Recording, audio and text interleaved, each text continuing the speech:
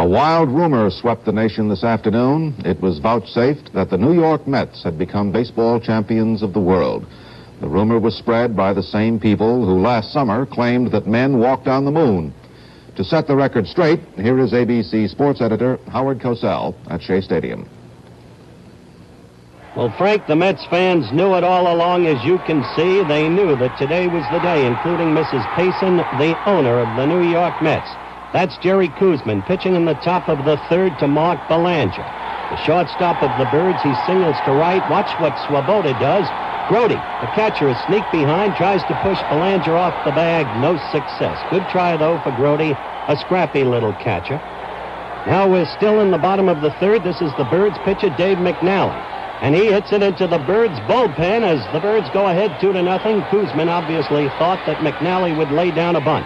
Same inning, Frank Robinson, the Birds slugger supreme. And this one goes about 420 feet away, out of the park, left center. Birds 3, Mets nothing, top of the third. Well, the fans aren't happy at this moment. They're expecting a return trip to Baltimore. But now we're in the bottom of the sixth inning. The ball apparently hits Cleon Jones. He arises slowly. The umpire says no. Jones is disbelieving. And you're going to see Gil Hodges talking with the umpire, who will examine the baseball, find shoe polish on it, and dictate that Jones goes to first. A replica of the Nippy Jones incident for Milwaukee against the Yankees in 1957. And the fans are having some fun with it, as you can see. And this is Don Clendenin, the refugee from Montreal, who wasn't even in baseball at the start of the season, getting his third home run of the series to make it 3-2 in the bottom of the sixth. Clendenin, incidentally, voted the most valuable player in the series. Oh, they're a happy group of Mets with Tom Seaver in the forefront slapping Clendenin's hands. Now we're in the bottom of the seventh. The unsung one, the quiet Met, Al Weiss, hitting his first home run ever before a home crowd. He only had 3 all year. The other 2 were against the Cubs, so it was 3-3. Now we're in the bottom of the eighth. This is Cleon Jones. Blast to deepest center field off the wall, and it's a 2-base hit for Cleon.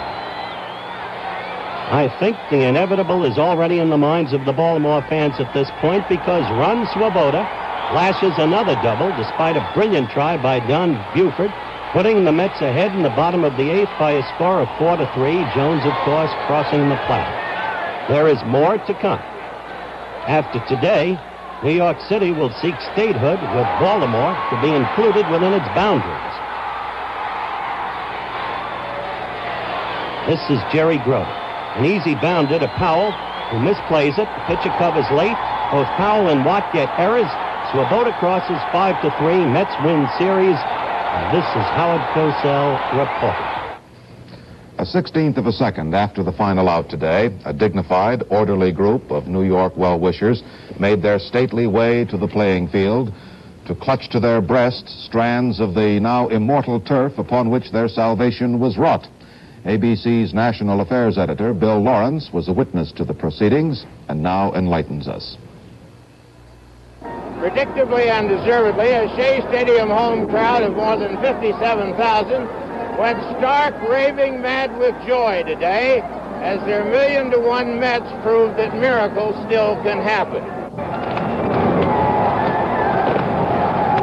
Cheering, shouting, and gesticulating, these fans were as much a part of victory as the players themselves, as they kept this club playing far over its head throughout the entire season. These are the old Giant and Dodger fans and their descendants who were left teamless when the earlier New York clubs went west in search of gold. They are a gung-ho, go-go crowd, and Met manager Gil Hodges says it's always better to play at home because these fans are with you and they let you know it. There was no stopping the Mets or their fans today. Destiny demanded this hometown victory, and they got it.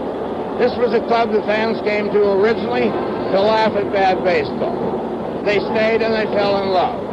And today, they saw them crowned the world champs. This is Bill Lawrence, ABC News in Shea Stadium.